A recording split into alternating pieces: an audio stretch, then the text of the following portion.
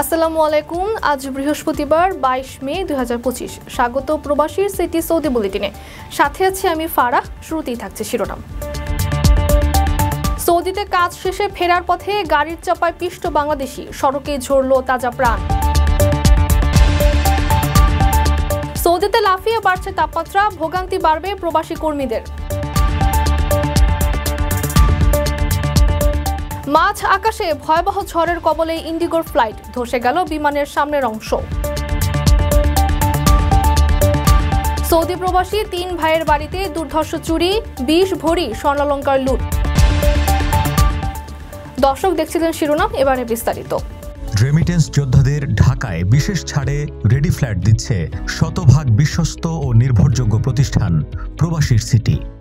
Saudi আরবে প্রাণহানি ঘটল আরও এক রেমিটেন্স যোদ্ধার। নির্মাণ কাজ শেষে বাসায় ফেরার পথে সড়ক দুর্ঘটনায় প্রাণ হারিয়েছেন প্রবাসী নজরুল ইসলাম। বুধবার বিকেল 5টার দিকে মদিনায় এই দুর্ঘটনা ঘটে। সৌদি আরবে প্রাণহানি ঘটল আরও এক রেমিটেন্স যোদ্ধার। নির্মাণ কাজ শেষে বাসায় ফেরার পথে সড়ক দুর্ঘটনায় প্রাণ হারিয়েছেন প্রবাসী নজরুল ইসলাম।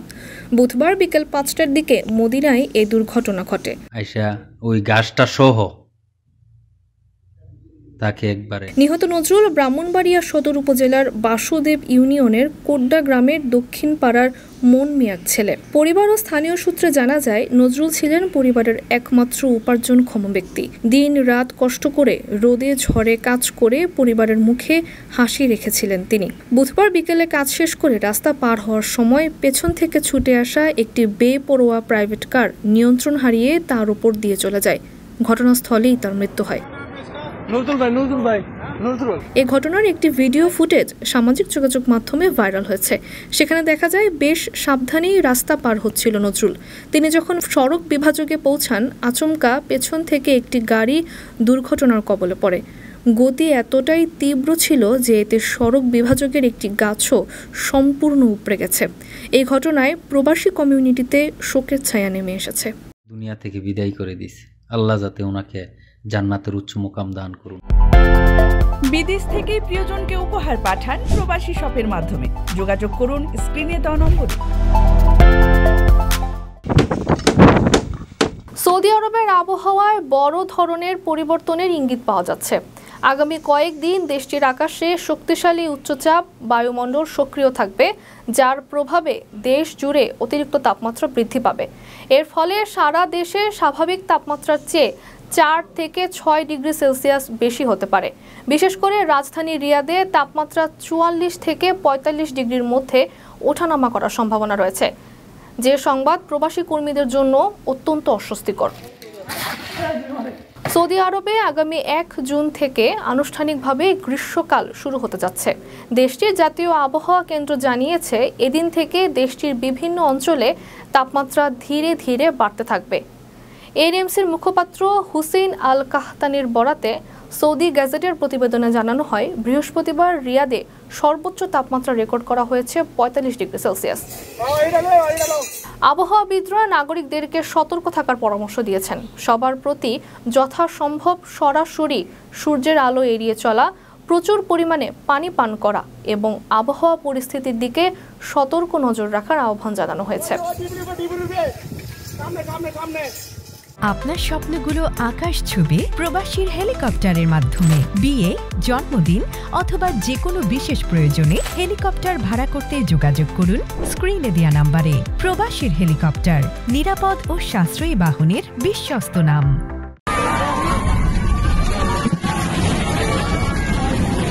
মাঝ আকাশে ভয়াবহ ঝড়ের কবলে পড়েছিল ভারতের ইন্ডিগোর একটি বিমান। ফ্লাইট 6C2142 বিমানটি বুধবার রাজধানী দিল্লি থেকে কাশ্মীরের শ্রীনগরে যাচ্ছিল। তখনই হঠাৎ শিলাবৃষ্টি ও ঝড়ের মধ্যে পড়ে যায় এটি। ঝড়ের তীব্রতা এতটাই বেশি ছিল যে বিমানটির সামনের অংশ একদম ধসে গেছে।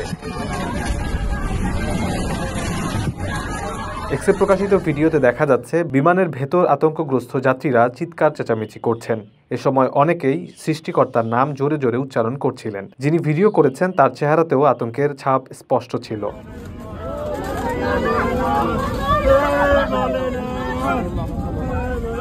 শ্রীনগর বিমানবন্দর কর্তৃপক্ষ জানিয়েছে, স্থানীয় সময় সন্ধ্যা 6:30 বিমানটি পরবর্তীতে নিরাপদে অবতরণ করতে সক্ষম হয়।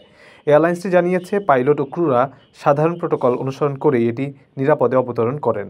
এরপর আতঙ্কিত যাত্রীদের প্রয়োজনীয় সহযোগিতা করা হয়। বিমানটি আপাতত গ্রাউন্ডে রাখা হয়েছে। এটি পরীক্ষা নিরীক্ষা ও রক্ষণাবেক্ষণ শেষে আবারও আকাশে উড়বে।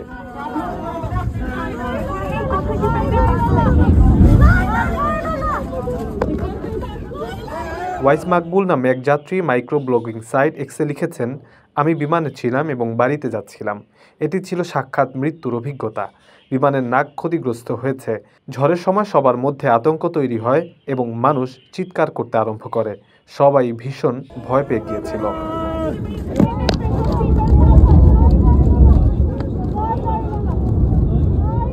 রেমিটেন্স যোদ্ধাদের ঢাকায় বিশেষ ছাড়ে রেডি ফ্ল্যাট দিচ্ছে শতভাগ বিশ্বস্ত ও নির্ভরযোগ্য প্রতিষ্ঠান প্রবাসীর সিটি।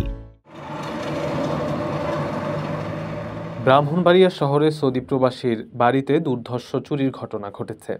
বুধবার রাত 8:45টার দিকে জেলা শহরের হাসিনা ভিলা ভবনে এই ঘটনা ঘটে।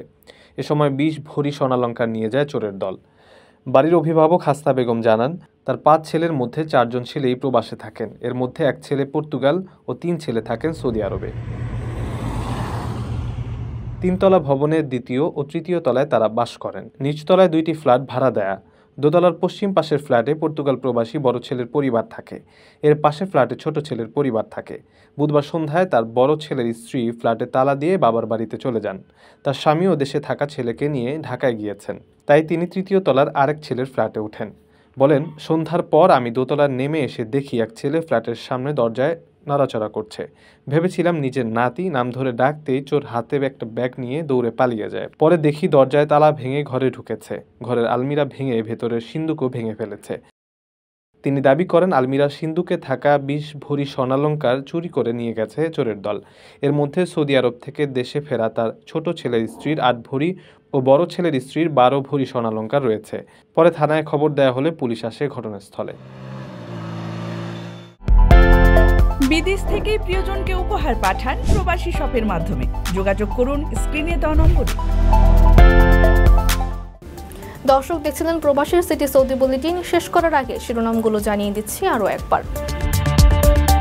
সৌদিতে কাজ শেষে ফেরার পথে গাড়ির চাপায় পিষ্ট বাংলাদেশি, সড়কে ঝরল তাজা প্রাণ। সৌদিতে লাফিয়ে বাড়ছে তাপমাত্রা, ভোগান্তি বাড়বে প্রবাসী কর্মীদের। মাঝ আকাশে ভয়াবহ ঝড়ের কবলে ইন্ডিগোর ফ্লাইট, ধসে গেল বিমানের সামনের অংশ। সৌদি প্রবাসী 3 ভাইয়ের বাড়িতে দুর্ধর্ষ চুরি, 20 ভরি স্বর্ণালংকার লুট। এ ছিল সৌদি বুলেটিনের আজকের আয়োজনে। প্রবাসের সর্বশেষ সংবাদপত্র ভিজিট করুন www.probastime.net। সাবস্ক্রাইব করুন আমাদের ইউটিউব চ্যানেল এবং চোখ রাখুন ফেসবুক পেজে। পরবর্তী বুলেটিন দেখার আমন্ত্রণ জানিয়ে আজকের মতো বিদায় নিচ্ছি আমি। সে পর্যন্ত সবাই ভালো থাকবেন এবং নিরাপদে থাকবেন। আল্লাহ হাফেজ।